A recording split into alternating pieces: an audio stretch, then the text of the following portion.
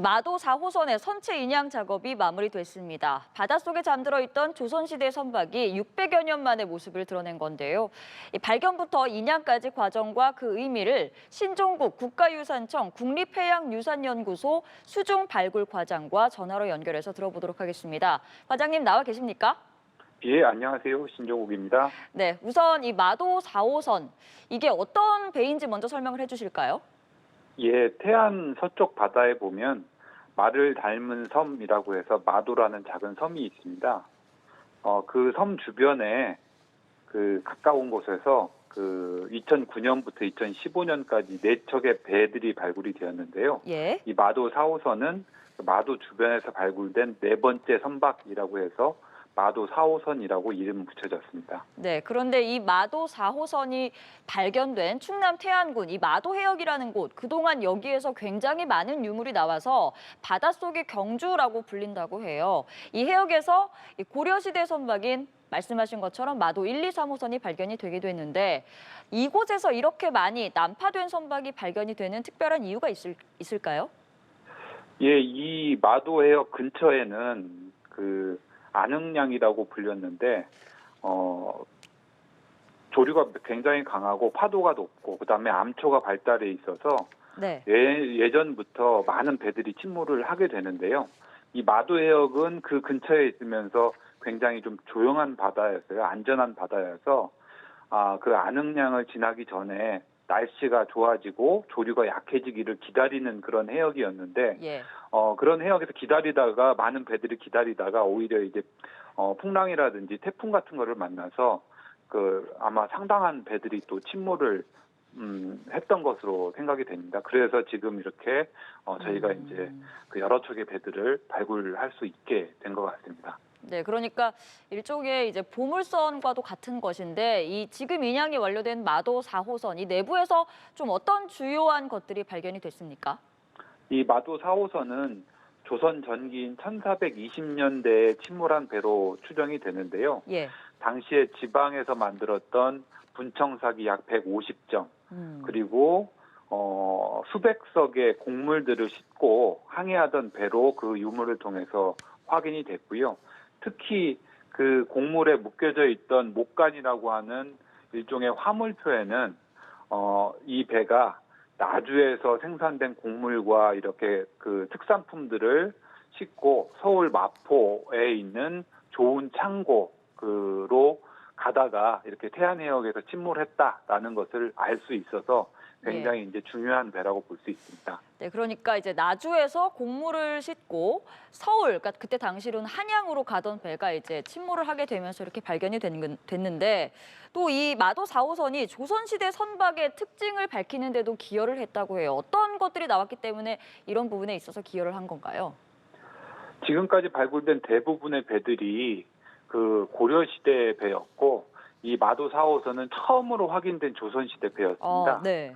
예, 그런데 고려시대 배들은 모두 다 중앙에 돛대가 하나만 설치가 되어 있는데 네.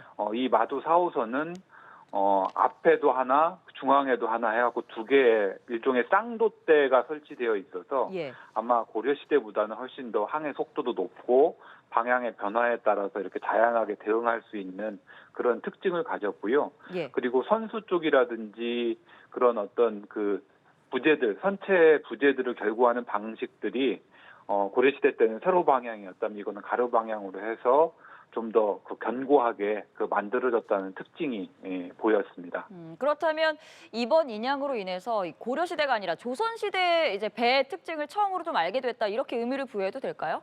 예, 맞습니다. 네, 알겠습니다. 선박이 인양이 완료가 됐는데 이제 앞으로는 어떤 절차를 거치게 되는지도 설명을 해주시죠.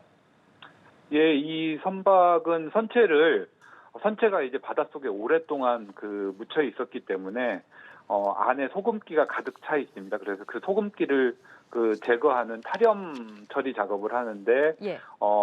이게 한 3년 이상 소요가 되고요. 그다음에 이 탈염이 끝난 다음에는 스폰지처럼 약해진 조직을 좀 단단하게 만드는 약품 처리를 하게 됩니다. 네. 그런 과정을 거치면 약 한 10년에서 15년 정도의 보존 처리를 거쳐야 그 다음에 원래 상태로 이렇게 복원을 해서 여러분들이 이제 시민 여러분들이 이제 볼 수 있는 그런 상태로 저희가 이제 복원 과정을 거치게 됩니다. 네, 아무래도 굉장히 긴 시간 동안 바닷속에 있었기 때문에 소금기를 제거하고 또 보존하는 작업도 만만치 않게 오래 걸릴 것 같습니다. 또 이런 가운데 이 마도 4호선을 인양하는 과정에서 또 다른 고선박 흔적도 발견이 됐다고 하는데 여기서 나온 유물들로 짐작을 해보면 고려시대 난파선으로 추정이 된다고요? 예, 맞습니다.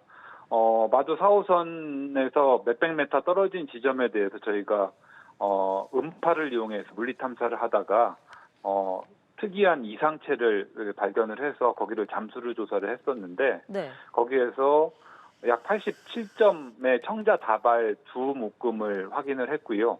그 주변을 조사하던 중에 보통 고려시대 배에서 많이 확인되는 닷돌이라든지 아니면 뭐 밧줄 그리고 선체 편들이 확인이 돼서 아마 그 주변에 그 고려 선박이 12세기대에 고려 선박이 난파됐을 가능성이 굉장히 높아서 예. 이 부분에 대해서는 조사 기간이 지금 얼마 남지 않아서 명확하게 확인하지 못했는데요. 내년 4월부터 조사를 하게 되면 그 새로운 마도 5호선이 확인될 것으로 지금 생각하고 있습니다. 네, 정말 드라마에서나 일어나는 일들이 실제로 일어나서 앞으로 과정이 더 기대가 됩니다. 이 유물들이 또 다른 고선박인 마도 5호선의 발견으로 이어질 수 있을지 주목이 되고 있는데 마도 5호선의 존재를 좀 더 정확하게 확실하게 규명을 하기 위해서 앞으로는 어떤 절차를 거치게 될까요? 예, 그 청자 다발이 발견되었던 그 주변 해역에 대해서 아마 저희가 정밀 조사를 실시를 할 겁니다. 탐색갱이라든지 전체 그 해저면을 파 나가면서 그 선체의 본 선체를 찾아내게 되면 그 안에 이제 적재되었던 화물들이 그대로 이제 노출이 될 가능성이 높거든요. 그래서 예. 기존에 이제 마도 1, 2, 3호선을 발견했던 그런 경험들이 있기 때문에 그 경험들을 살리면 충분히 마도 5호선을 내년에 상반기 중에는 찾을 수 있을 것으로 기대를 하고 있습니다. 알겠습니다. 어떤 보물들이 나올지 지켜봐야 할 것 같습니다. 지금까지 신종국 국가유산청 국립해양유산연구소 수중발굴 과장과 이야기를 나눠봤습니다. 과장님 고맙습니다. 예, 감사합니다.